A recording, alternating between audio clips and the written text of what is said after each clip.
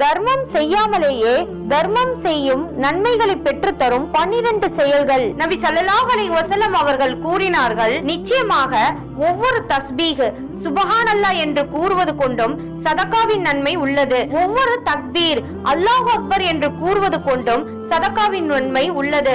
ஒவ்வொரு தஹ்மீத் அல்ஹம்துலில்லாஹ் என்று கூறுவது கொண்டும் சதகாவின் நன்மை உள்ளது.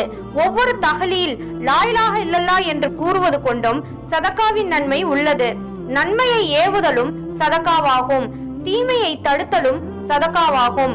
உங்களில் ஒருவர் தம் மனைவியுடன் இல்லற உறவு கொள்வதற்கும் சதகாவின் நன்மை உள்ளது என பகர்ந்தார்கள்.